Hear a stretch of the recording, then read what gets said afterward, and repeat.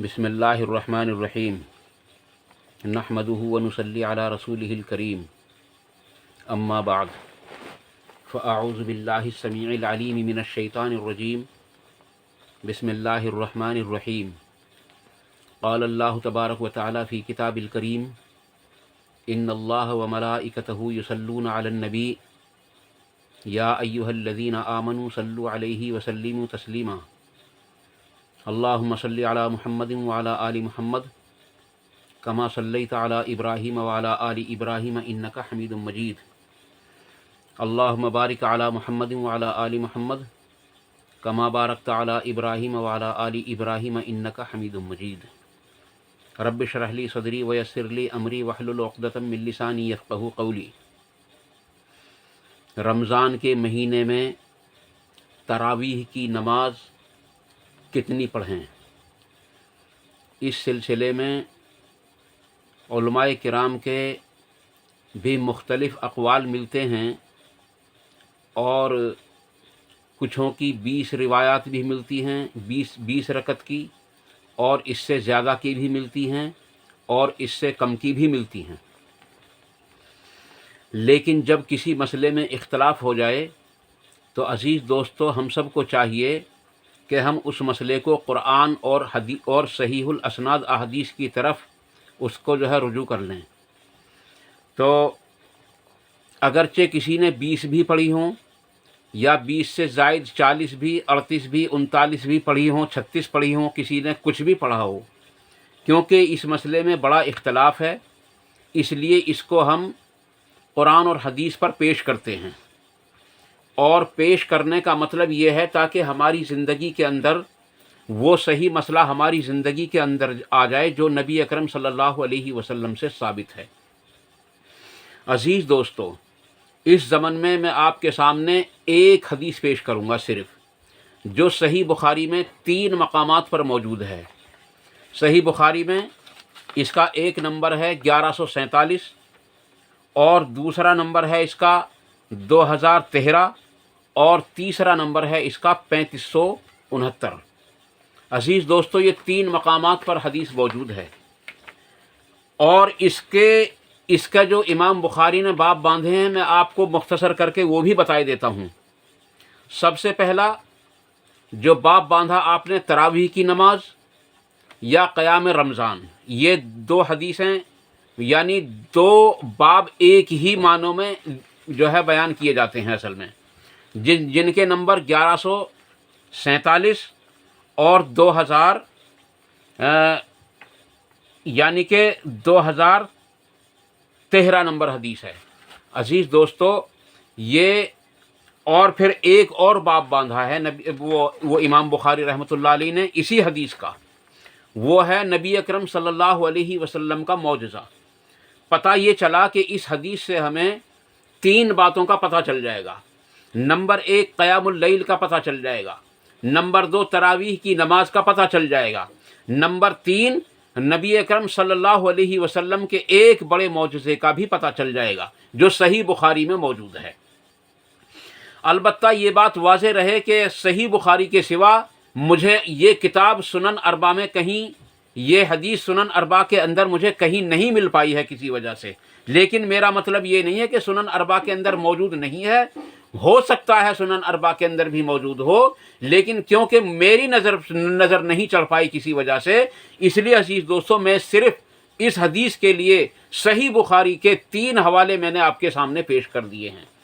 हज़रत आयशा सिद्दीक़ा रज़ी अल्लाह ताला अन्हा फरमाती हैं कि जब इनसे पूछा गया कि नबी अकरम सल्लल्लाहु अलैहि वसल्लम रमज़ान के महीने में तरावीह की नमाज, रमज़ान के महीने में क़यामुल लैल आप कितना करते थे, कितनी रकत पढ़ते थे,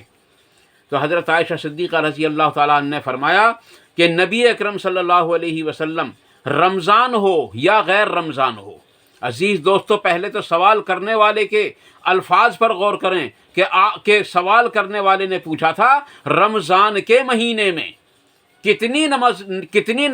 रकात पढ़ा करते थे, और हज़रत आयशा ने इसका जवाब क्या दिया कि रमज़ान हो या गैर रमज़ान हो, वो कोई सा भी महीना हो, 12 مہینوں 30 دن آپ صلی اللہ علیہ وسلم 11 رکعت سے زیادہ نہیں پڑھتے تھے۔ یہ حدیث عزیز دوستو زبردست حدیث ہے۔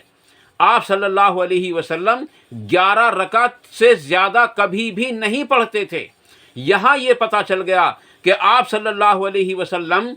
11 رکعت سے زیادہ نہ رمضان میں پڑھتے تھے اور نہ غیر رمضان کے پڑھتے تھے، اور رمضان میں اسی نماز کو تراویح کے نام سے یاد کیا جاتا ہے، اور غیر رمضان میں اسی نماز کو تہجد کے نام سے جو ہے یاد کیا جاتا ہے۔ عزیز دوستو واضح رہے، تراویح کا لفظ کسی حدیث کے اندر موجود نہیں ہے۔ تراویح کہیں سے کہیں تک بھی کسی حدیث کے اندر موجود نہیں ہے۔ البتہ یہ محدثین نے اس لفظ کو استعمال کیا ہے، اس لیے ہمیں اس الفاظ سے کوئی اختلاف نہیں، بلکہ ہم تراویح کا نام نہ لے کر زیادہ تر ہم قیام اللیل کا نام لیا کریں یا تہجد کا نام لیا کریں، تاکہ نبی اکرم صلی اللہ علیہ وسلم کی حدیث سے جو چیز ثابت ہے وہ ہمارے اندر میں آ جائے، اور اس کے بعد جو ہے دوسروں کے اقوال لے سکتے ہیں۔ اگر صحیح حدیث ہمارے پاس موجود ہے تو اس کے مقابلے میں ہم کسی حدیث کو کسی اور کی روایت کو، کسی اور کی بات کو قبول نہیں کر سکتے۔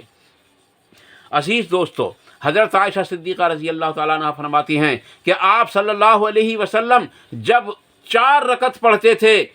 تو ان کی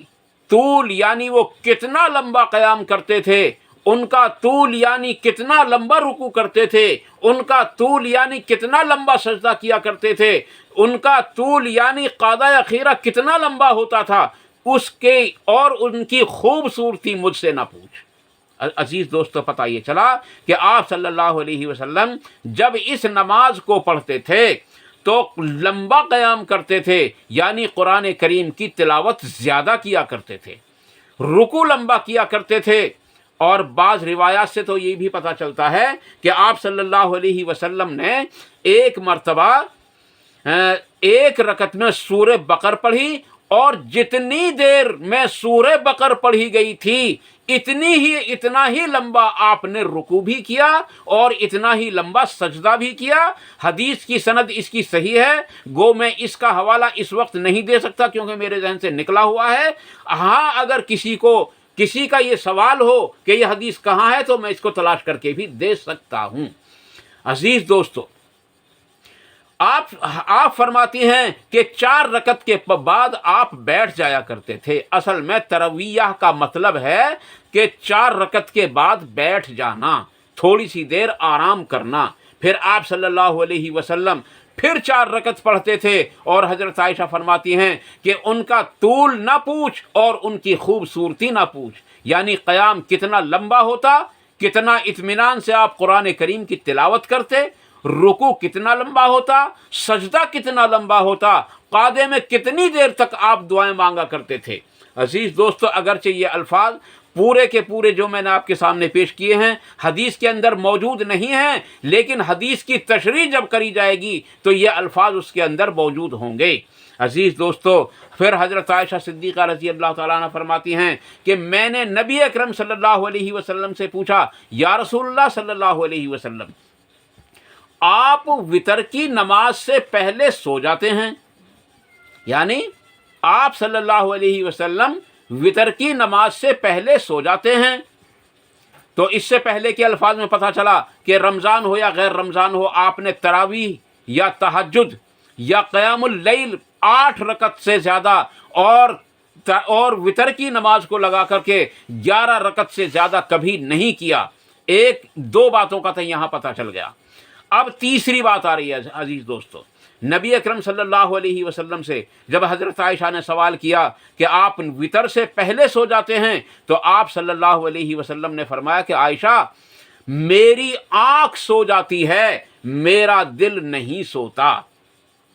اس حدیث سے نبی اکرم صلی اللہ علیہ وسلم کا ایک معجزہ یہ ثابت ہوتا ہے کہ انبیاء کا اور خاص طور سے ہمارے نبی علیہ السلام کا دل نہیں سوتا تھا، اسی کی وجہ سے انبیاء کا وضو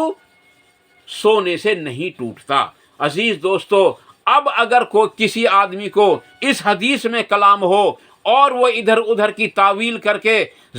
جبرن یوں کہے کہ جی نہیں تراویح کی نماز 20 ہے، ٹھیک ہے 20 پڑھو، کوئی بات نہیں ہے، یہ 20 اس وقت غلط ہو جائیں گی جب کوئی یوں کہے گا کہ 8 رکعت تراویح کی نماز غلط ہے، پھر یہ 20 رکعت بھی غلط ہو جائے گی، اور اس کے بعد یہ 20 سے زائد جو روایات جو لوگ پیش کرتے ہیں وہ بھی غلط ہو جائیں گی۔ اگر وہ روایات جو 20 یا 20 سے زیادہ کی ہیں، اگر وہ روایت کسی وجہ سے صحیح بھی ہوں تو نبی اکرم صلی اللہ علیہ وسلم سے وہ ثابت نہیں ہیں۔ اور 20 رکعت تراویح کی نماز بخاری سے، مسلم سے، عزیز دوستو، ان دونوں حدیثوں سے میں 20 یعنی کہ 20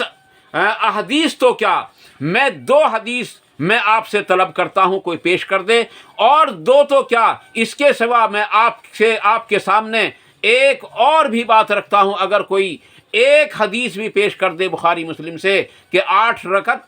جو ہے یعنی کہ 20 رکعت تراویح کی یعنی ثابت ہوتی ہے، تو عزیز دوستو وہ پیش کرے، ہم انشاءاللہ تعالی اس پر فوراً رجوع کر لیں گے انشاءاللہ تعالی۔ اللہ تبارک تعالیٰ سے دعا ہے کہ وہ ہم سب کو ان مختصر سی باتوں پر عمل کرنے کی توفیق عطا فرمائے، اور اگر کوئی بات غلط نکل گئی ہو تو ہمارے دلوں سے اس کو دھو کر صاف کر دے، اور ہم سب کو اس سے معاف فرمائے، اور حق باتوں پر ہم سب کو عمل کرنے کی توفیق عطا فرمائے، حق باتوں کو ہمارے دلوں کے اندر راسخ فرمائے، حق باتوں پر عمل کرنا ہمارے لیے آسان فرمائے۔ وآخر دعوانا ان الحمد للہ رب العالمین، والسلام علیکم ورحمۃ اللہ تبارک و تعالی وبرکاتہ۔